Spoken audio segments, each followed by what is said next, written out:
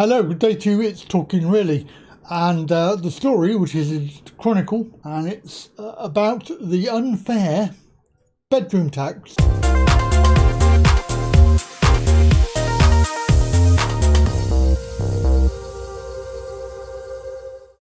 So this guy, John Hines, says people who can't move due to a lack of one-bedroom properties should be exempt from the tax. Apologies if you can hear some background noise. They've actually started work today, cutting the grass verges, so they're outside my house at the moment.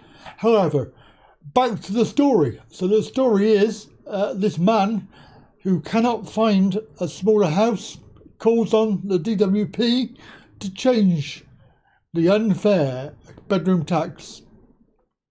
There's a couple of things about this story that, we'll come to that in a moment. So the bedroom tax was introduced by the Tories.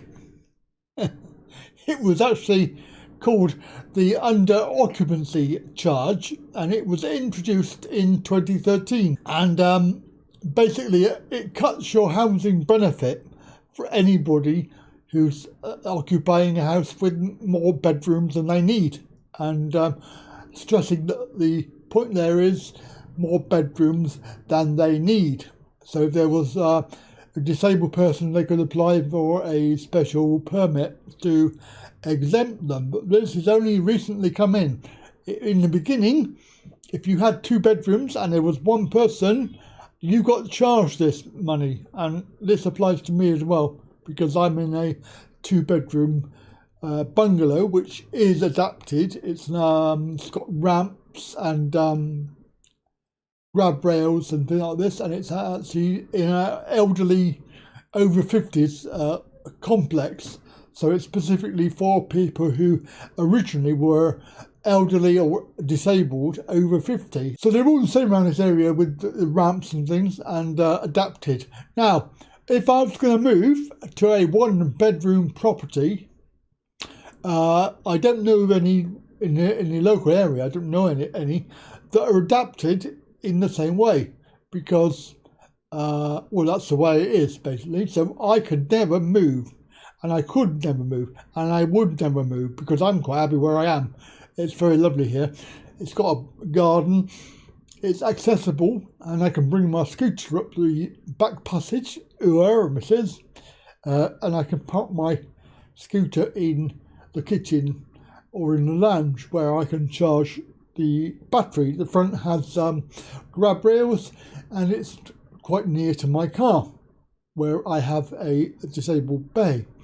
So all in all, for me, it's quite ideal. Now, finding a suitable property that would fit those bills is basically 99% impossible.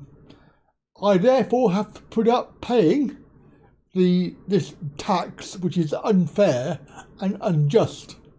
And for me, based on my rent, I pay £160 a month. Where they expect that money to come from, I do not know, but I have to find it, and I have to find it out of the money that I have coming in. Basically £160 a month on top of what I get. So basically I'm paying out that for rent. Now, most people will say, well, you pay rent, you've got to pay rent, otherwise you won't have a house. Yeah, fair enough, but this is a tax. It's deliberately there to force you, just as universal credit was, to force you to get a job. This is to force you to move, but there is nowhere. It's not as if you're being forced to get a job, and there are loads of jobs out there that you could do. There is no housing.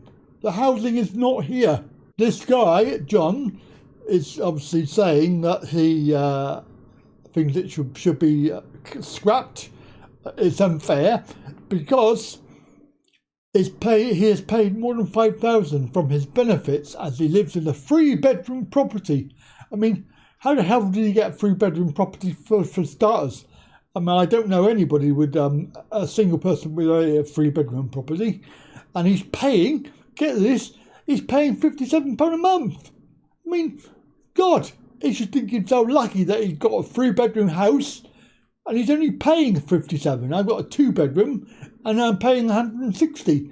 I think he should shut up and keep his mouth shut. That's not the point. The point is that the local, whoever they are, in this case it's a housing association. I don't know who it is with him, but most housing associations will attempt to get you out of a 3-bedroom because there's families who need that. There's a 3-bedroom house over there, and the person that had it before was a single mother with 3 kids. So they've actually found them another property, a 2-bedroom property, and they moved them out, and they put a family in there who actually need the 3 bedrooms. So they do it, and they can do it, but obviously the person that moved did not have any issues access issues. John, who is a secretary of a community residents association, has written to the DWP, good luck with that, on behalf of a group calling for changes to be made. Good luck on that. He said, the principle we have decided is that you are being charged road tax, but you do not own a car. That's a good one. I like that. We already know the discretionary housing payments help many residents with the under-occupancy charge.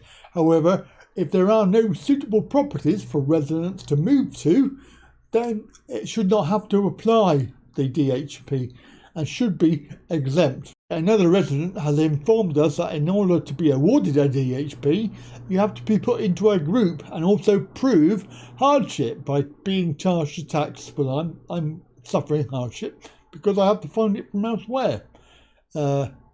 Obviously, it means that you're not paying other things.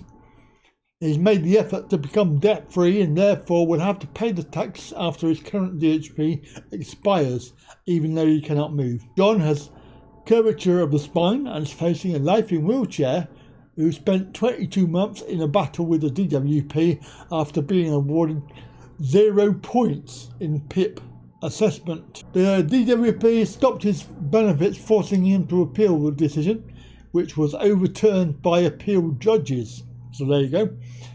And a government spokesman said the removal of the spare room subsidy, SRS, policy has helped to encourage. That doesn't make sense. The removal of the spare room subsidy has helped to encourage mobility.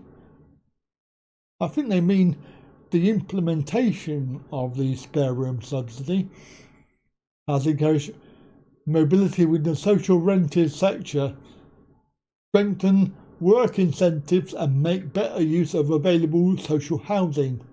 Here's the punchline. The punchline is there are no plans to change this policy. So screw you. You got to pay it whether you like it or not. Well, there you go. That's the story today. It's it's relevant to a lot of people who rely on their home and have to pay rent, and people with houses who cannot move. Anyway, have a good day. I will catch you later. Bye for now.